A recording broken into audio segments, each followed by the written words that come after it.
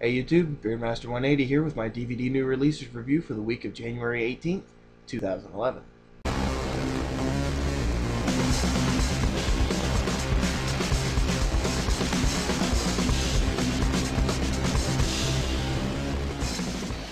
So first up this week, The Switch.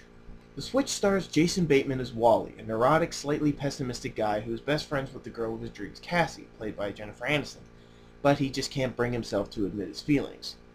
Cassie has been unlucky in love, so she turns to artificial insemination so she can have a child.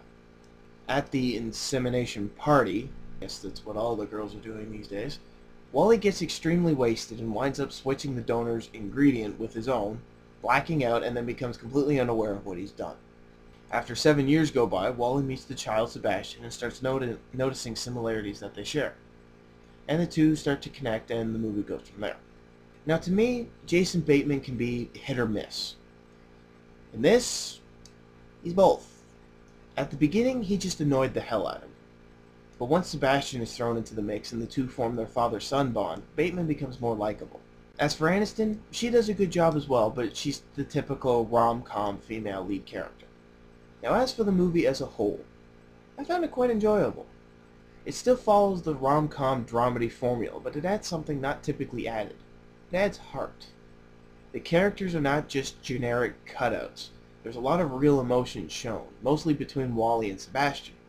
It's something very rare to see in these types of movies, but definitely welcomed.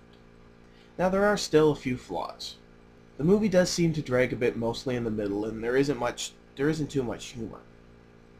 There's like a few funny lines, but it's more of a drama than a comedy. Now, I know I said that that's a flaw, but it's not really the movie's fault. It's more the fault of the promoting. They pass it off as a comedy, but there's a lot more drama to it. And don't get me wrong, I'm not saying that the drama is a bad thing, but going in expecting a comedy and winding up with more of a drama is kind of a letdown. But as a whole, The Switch is a decent film. I give it a 7.5 out of 10.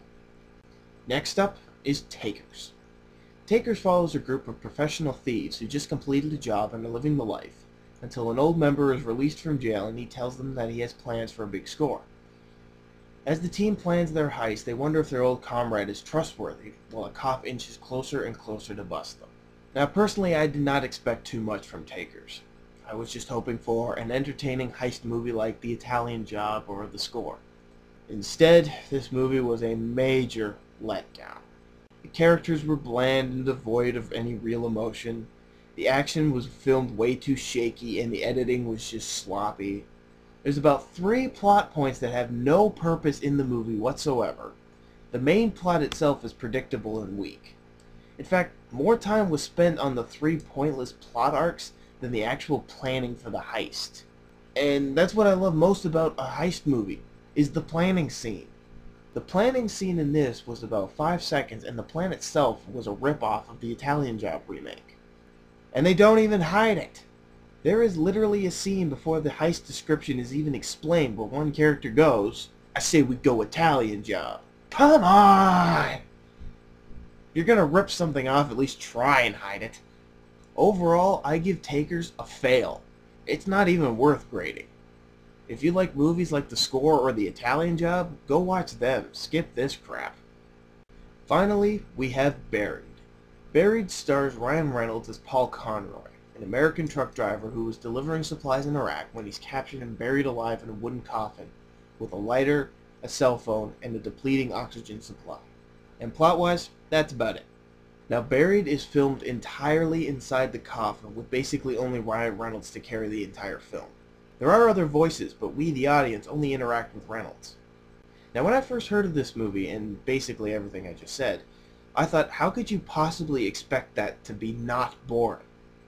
And I don't know how they did it, but this is one of the most thrilling, suspenseful, entertaining, and yet still simple movies I've ever seen.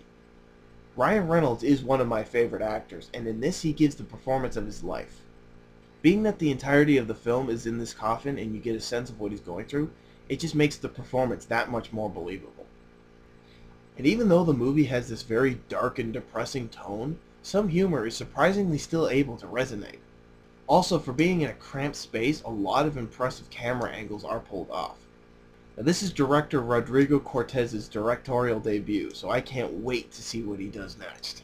Can't really say anything else about this movie without spoiling anything, so I'll just say that if you enjoy thrilling, edge-of-your-seat type movies, and you're not claustrophobic, definitely check this one out. I give Buried a 10 out of 10. So that's my review of The Switch, Takers, and Buried, and the end of this week's DVD New Releases review. And just remember that this has been my own personal opinion. You are in control of yours. Thanks for watching, and I will see you next week.